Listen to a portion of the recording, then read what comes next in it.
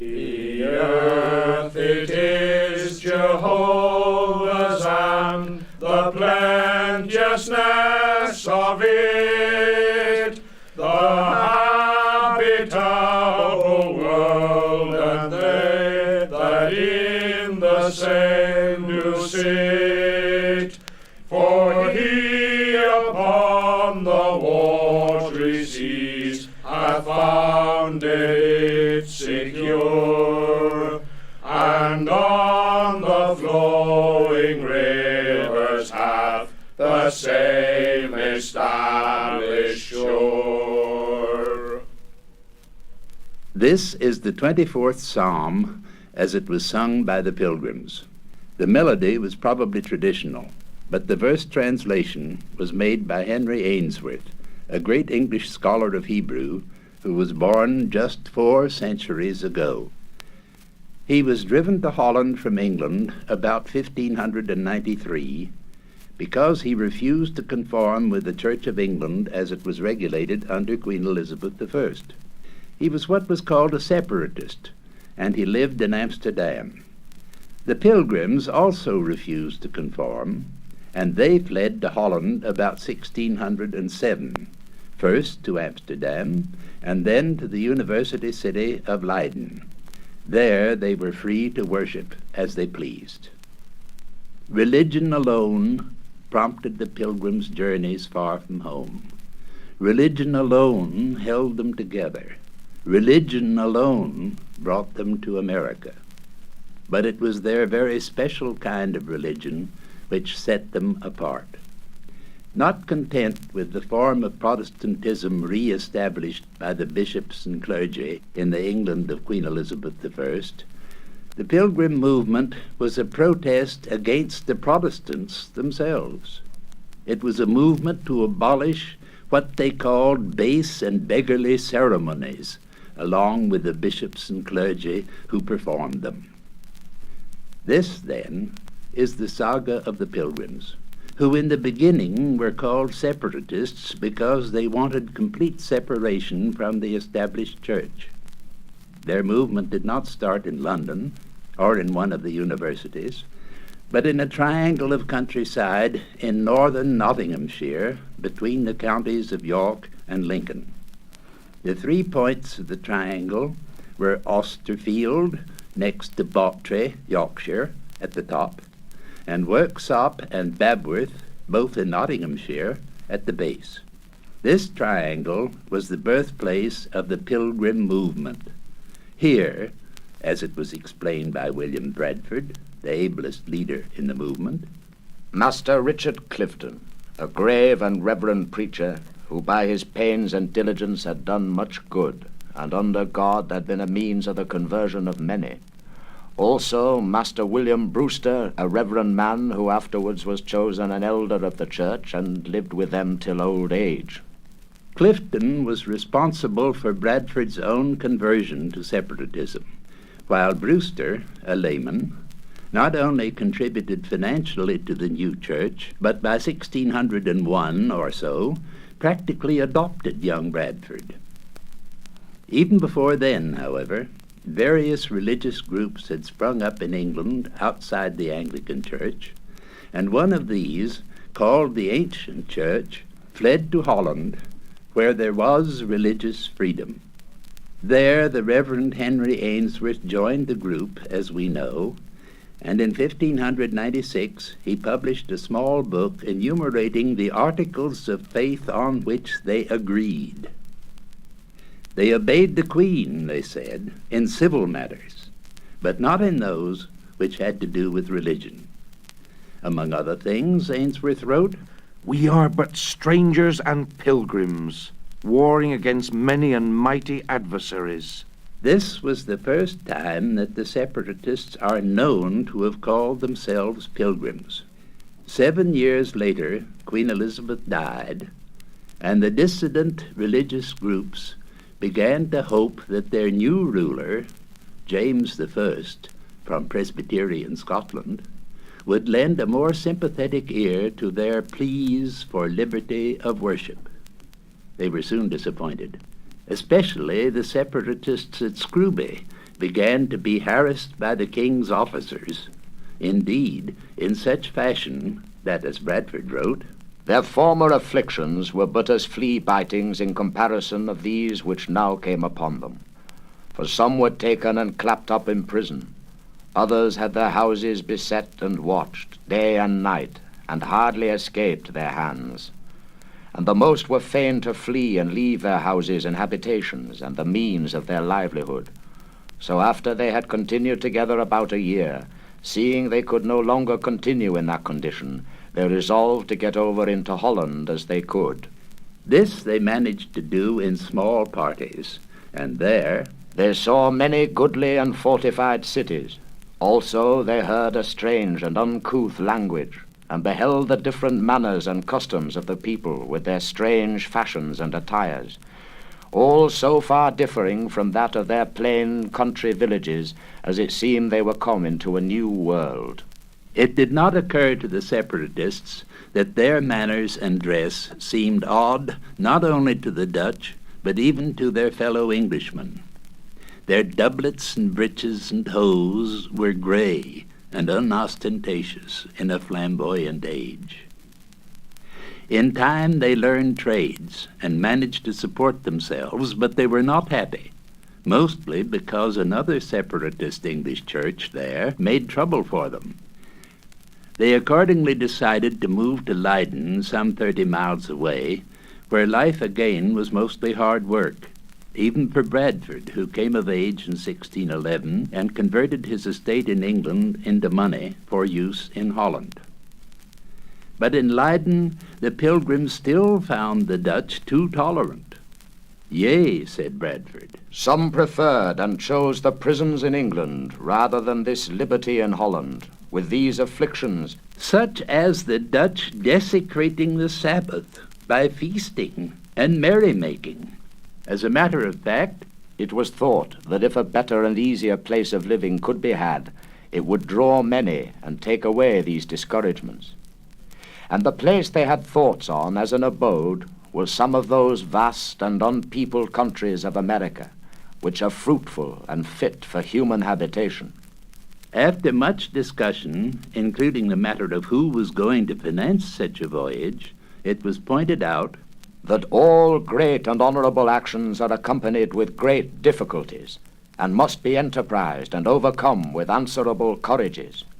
It was granted the dangers were great, but not desperate. The difficulties were many, but not invincible.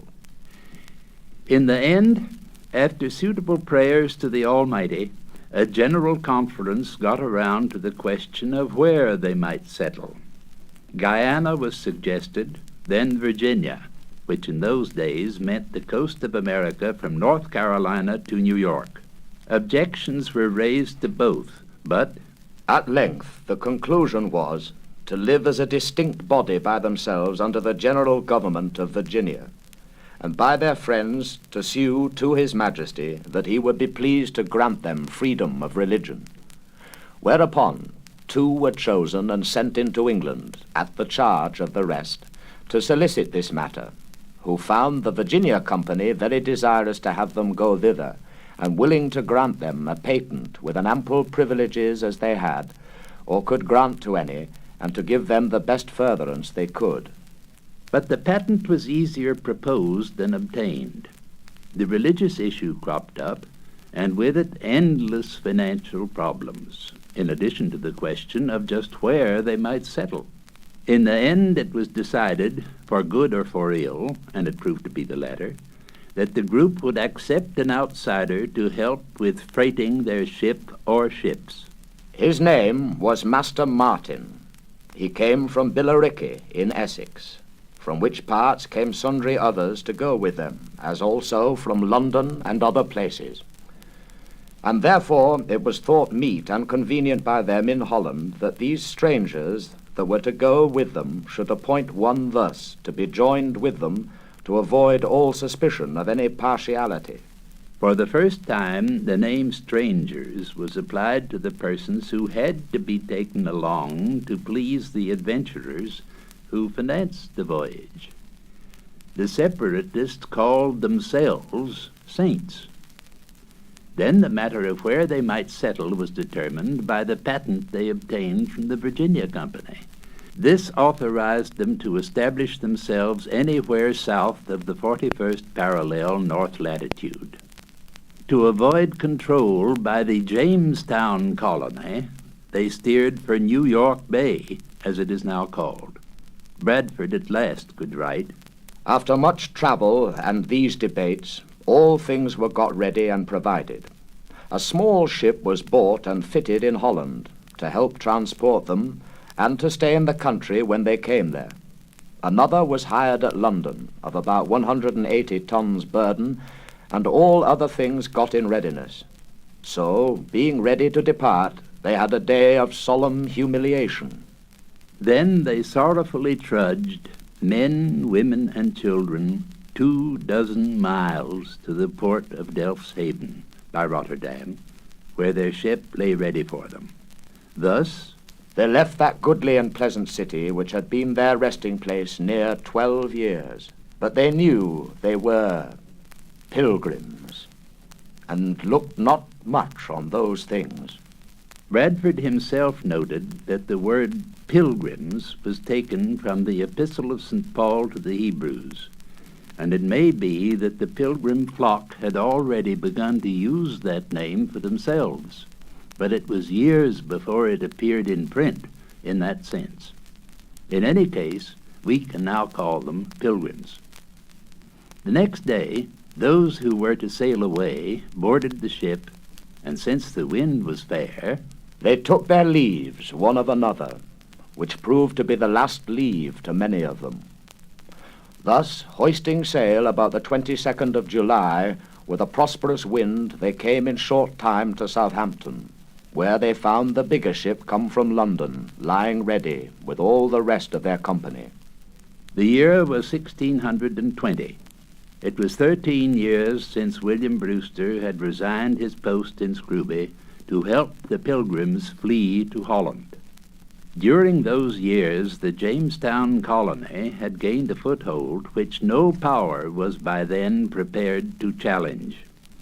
Captain John Smith had long since left Jamestown and had visited New England and drawn a map of it.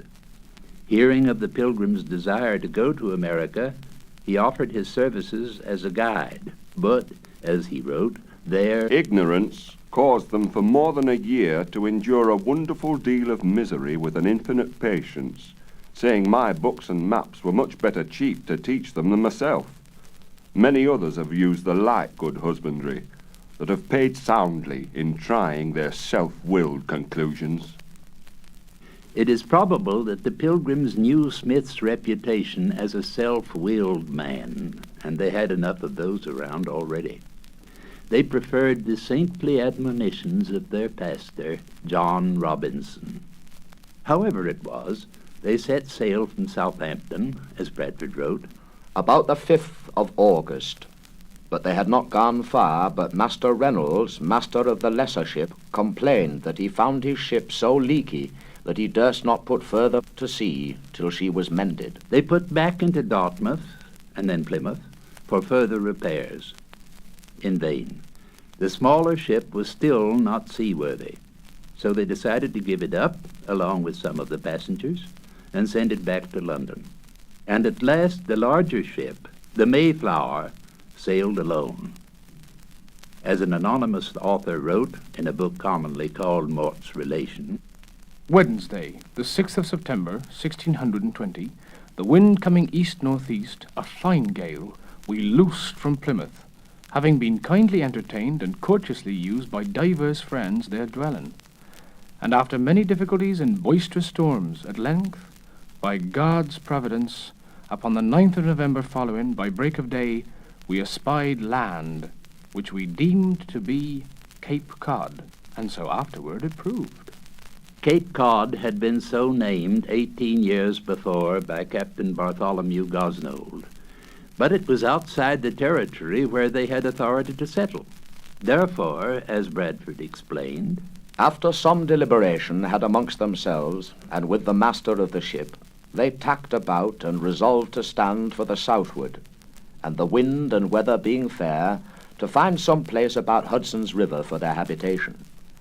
But after they had sailed that course about half a day, they fell amongst dangerous shoals and roaring breakers, and the wind shrinking upon them withal, they resolved to bear up again for the Cape, and thought themselves happy to get out of those dangers before night overtook them, as by God's good providence they did. And the next day they got into the Cape Harbor, where they rid in safety. By then it was the 11th of November. The Pilgrims were not where they had planned to be, but in that bitter cold the leaders of the group decided that it was too late in the season to sail on in the face of uncharted shoals and fitful winds. The Cape Harbor, however, was outside the area where they were licensed to settle. Therefore, the leaders called on the colonists to assemble voluntarily to acknowledge the king, so as not to be outside the law too, and to establish a governing body for themselves by means of an agreement, or compact, as Bradford put it, to combine together in one body, and submit to such government and governors as we should, by common consent, agree to make and choose. And we set our hands to this. A little more than a year before, the colonists in Virginia had obtained from the king a commission permitting them to assemble for the purpose of governing themselves. The Mayflower Compact differed in that it originated on shipboard, and it was designed to establish a civil government among the Pilgrims themselves. Yet they were alike in that they were the first instances of European colonists living in the New World under the rule of laws at least in part set up for themselves. This first foundation of the Pilgrim government, as Bradford called it, was occasioned partly by the discontented and mutinous speeches that some of the strangers amongst them had let fall from them in the ship. It was signed by only 41 male colonists out of a total of 103 or 4 men, women, and children, but the majority of more than 60 did not object. Neither the women or children could sign, and more than a dozen servants and seamen did not. Even if the government established by the compact was far from democratic in the modern sense, it was a step in that direction. Various statutes were enacted by the freemen of the colony, along with the right to trial by jury, whether or not these statutes were or are considered as a code of laws. And punishment for crimes and misdemeanors were imposed, in accordance with the common law of England, by the governor of the colony and his assistants, generally with less severity than in the mother country. Usually it was a matter of fines or sentences to the stocks or the whipping post. As soon then as the compact provided the necessary basis for civil administration, the Pilgrims, as Mort's relation says, set ashore 15 or 16 men, well armed, to see what the land was like, and what inhabitants they could meet with. These explorers found themselves on a small neck of land, but saw no Indian and no sign of any habitation. The next day, a Sunday, was observed as the Sabbath of the Old Testament, with total rest from trouble, labor, and even travel. But on Monday, all went to work with a will. We unshipped our shallop, and drew her on land to mend and repair her, which kept us long there, for it was 16 or 17 days before the carpenter had finished her. By then the Pilgrims got impatient. They wanted to see the place. So within a couple of days, 16 men were again put ashore, fully armed, under the military command of Captain Miles Standish. Standish was a younger edition of Captain John Smith by some 4 years, perhaps somewhat shorter in stature, and certainly shorter in patience. William Bradford went to this detachment, and he wrote, When they had marched about the space of a mile by the seaside, they espied 5 or 6 persons with a dog coming towards them, who were savages. But they fled from them and ran up into the woods, and the English followed them. But the Indians, seeing themselves thus followed, ran away on the sands, so as they could not come near them. So the night coming on, they came. And the next morning they tried to follow the Indians, but lost both the Indians and themselves. But at length they found water and refreshed themselves, being the first New England water they drank of, and was now, in great thirst, as pleasant unto them as wine or beer had been in foretimes. The rest of the month of November was spent in petty exploring.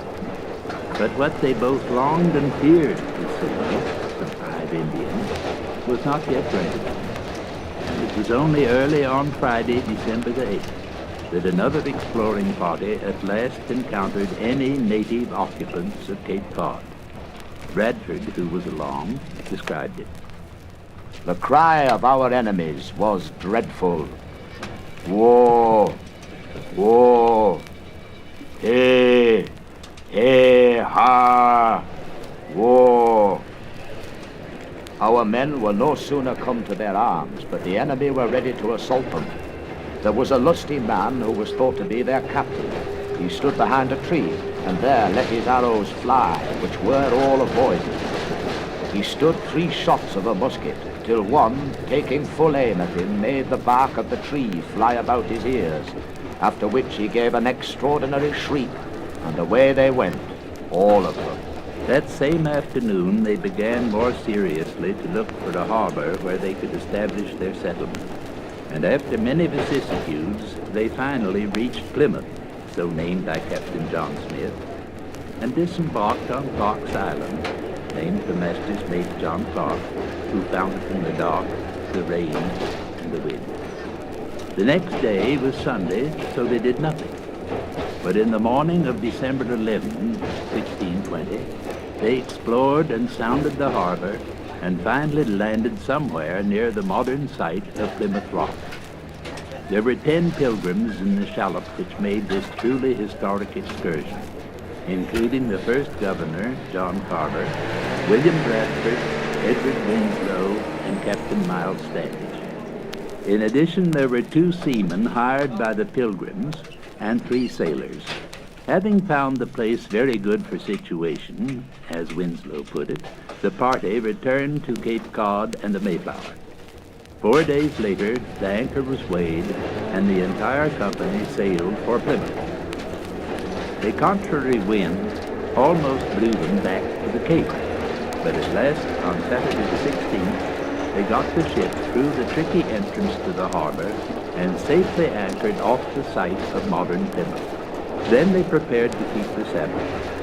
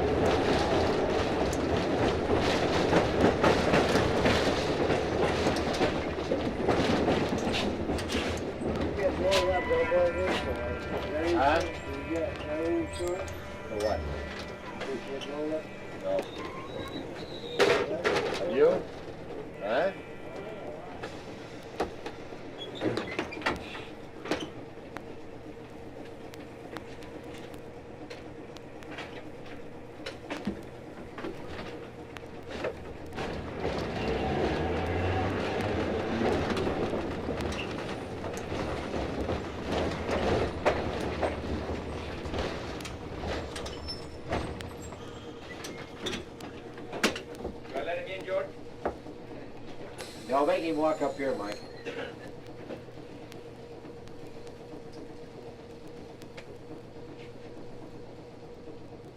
Where are you going tomorrow, George? Long Beach.